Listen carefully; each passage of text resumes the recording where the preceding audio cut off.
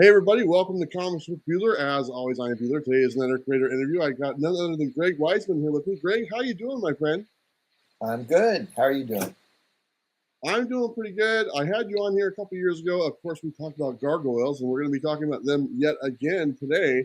So I'm just going to kind of turn it over to you because the gargoyles are hanging out with someone else as well, from what I understand.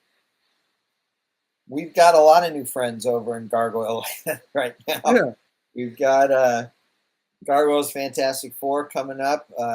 We did a little preview on Free Comic Book Day, yeah. and then in October we've got Fantastic Four meets the Gargoyles being published by Marvel, and then Yep. in November we've got Gargoyles meets the Fantastic Four being published by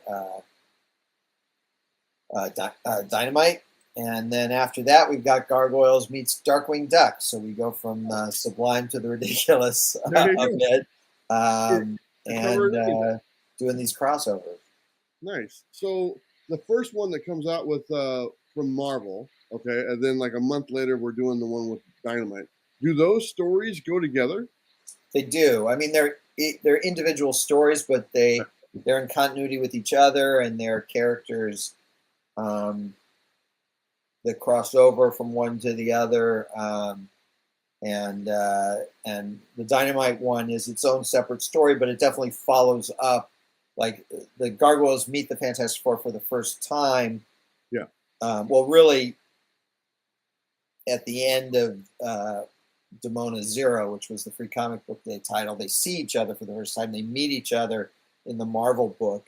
Yeah. By the time we get to the Dynamite book, they're already friendly and are being given a tour of the Baxter Building when all hell breaks loose.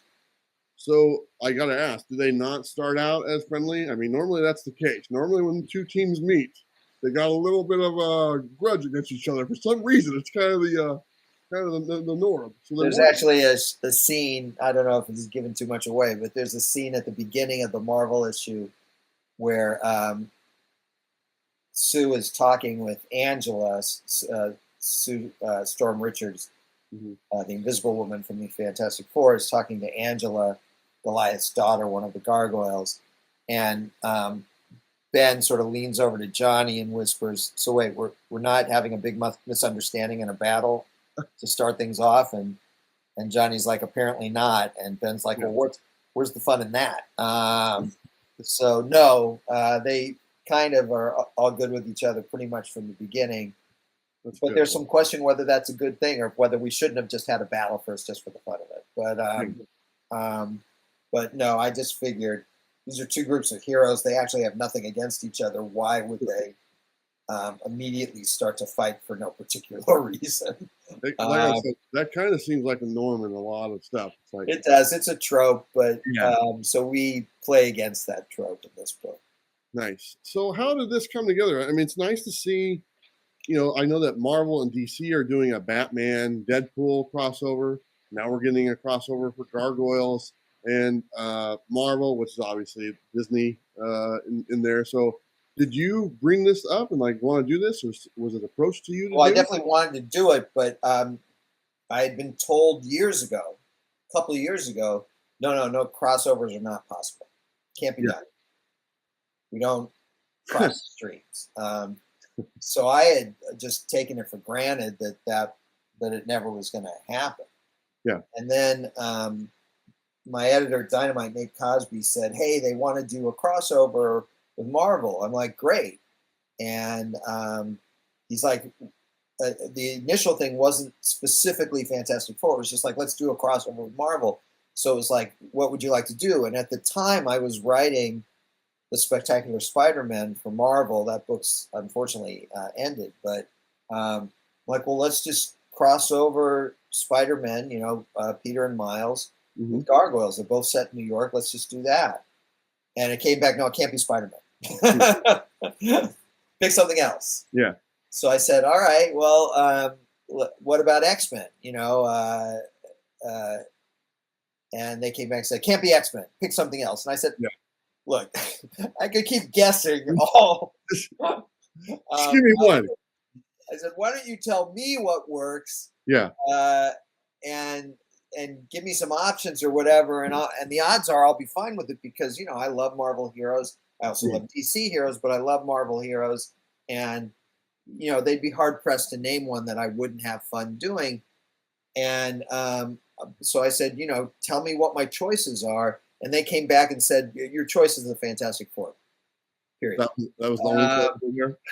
And if they just said that from the beginning, I would have been Yeah. tremendously enthusiastic from the beginning.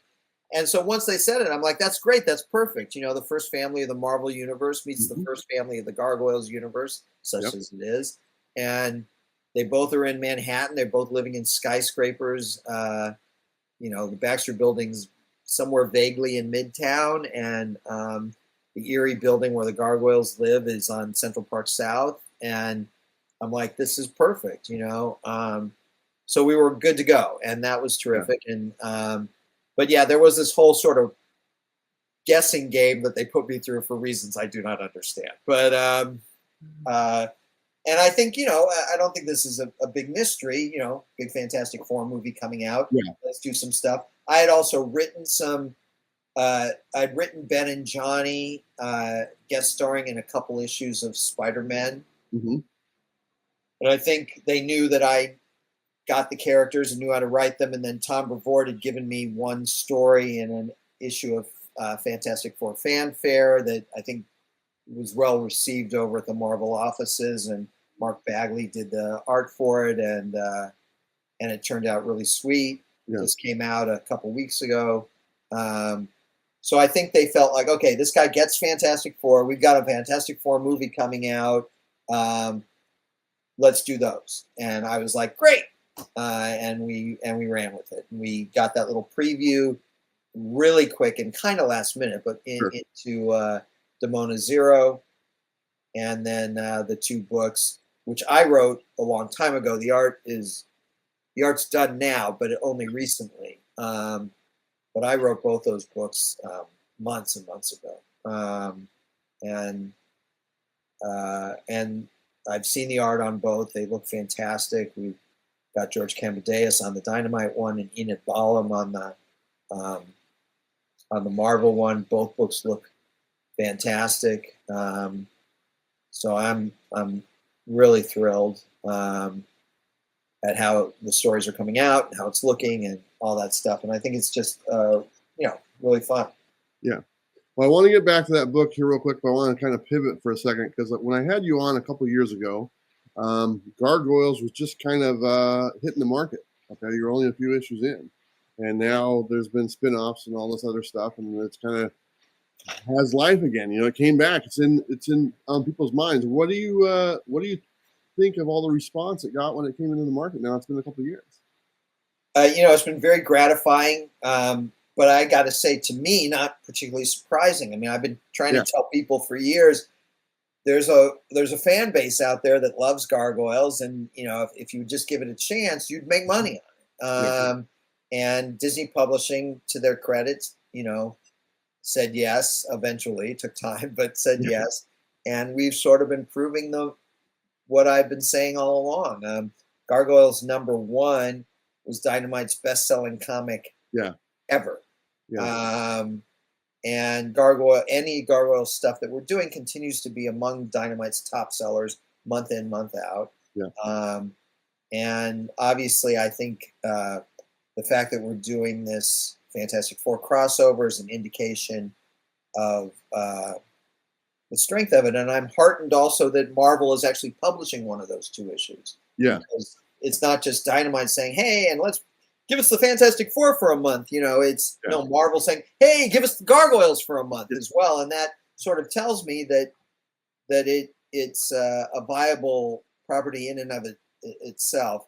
Demona, with some gorgeous, gorgeous pencils by Frank Parr and colors by Robbie Bavard.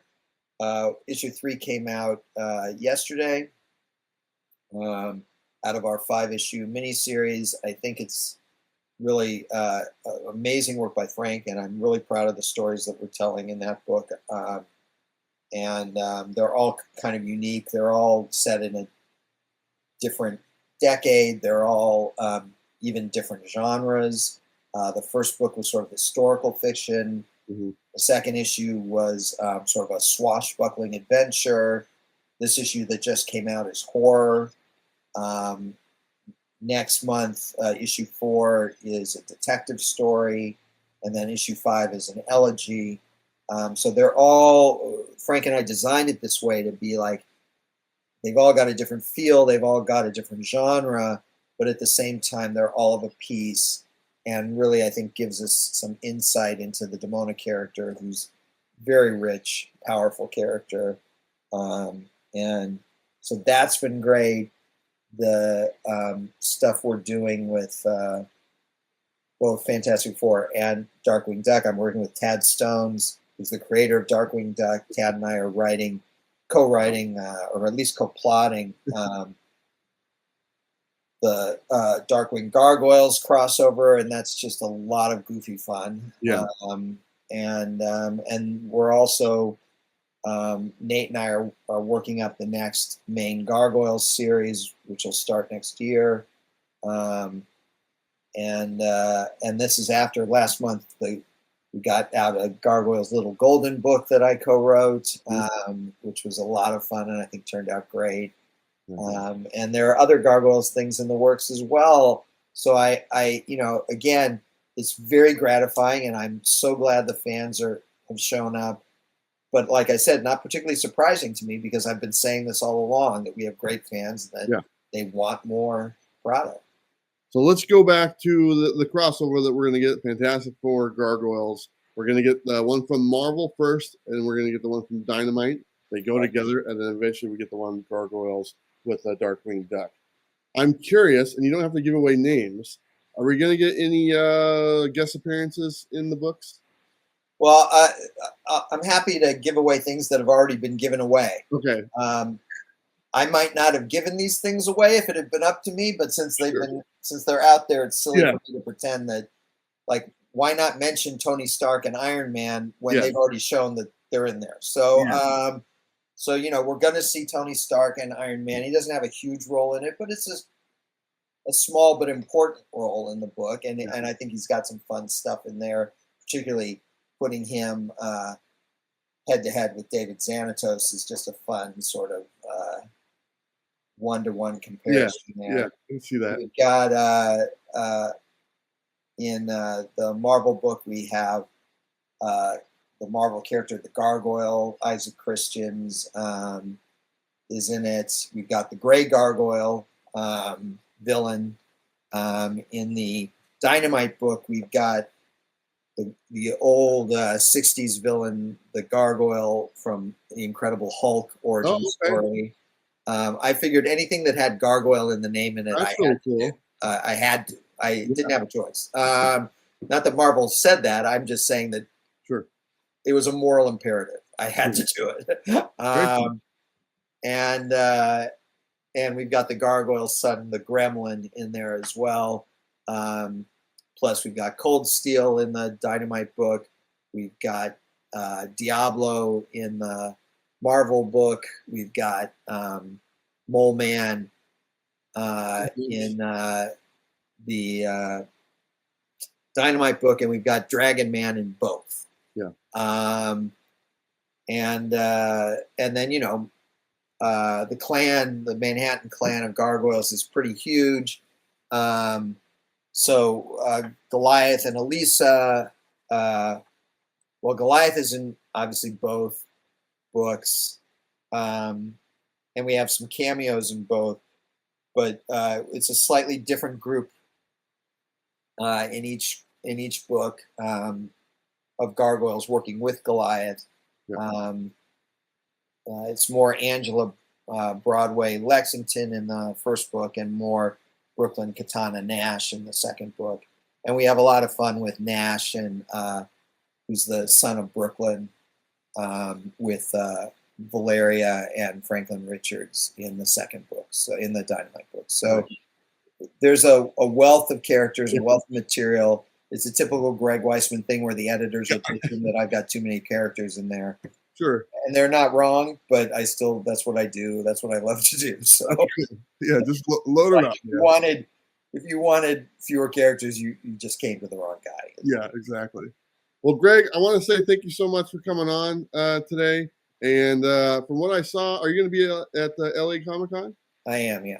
Okay, I will be there as well. I will stop by Great. and introduce myself so I can shake your hand in person. I will be there Saturday the 27th. I think I'm not there Sunday, but I think I am there Saturday. I mean, I know I'm there Saturday the 27th, and I'm just not sure about Sunday. I have another prior commitment, and I don't think I can get out of it. So, are you doing any panels at the con? not that I know of, but I'd be open to it. So if someone says, "Hey, let's get Greg Weisman on this panel," I'm game. But no one's mentioned that to me yet. Okay. But I will be at. We'll have a table there on Saturday and be signing stuff. Good deal. Well, I'm looking forward to meeting you in person, and looking forward to checking out the Fantastic Four and Gargoyles team up, and also the Darkwing Duck and Gargoyles team up that comes out later. Right. So it sounds like a lot of fun. All right, my friend. Anything else you want to say before we go? No, just keep buying Gargoyles Demona to hold you over till Fantastic Four comes. So go for that. There you go. All right, Greg. Thank you so much. Everyone watching, please do me a favor. Check out these books at your local comic shop. Tell them to order them. And also don't forget to live your best life. All right, everyone. Take care.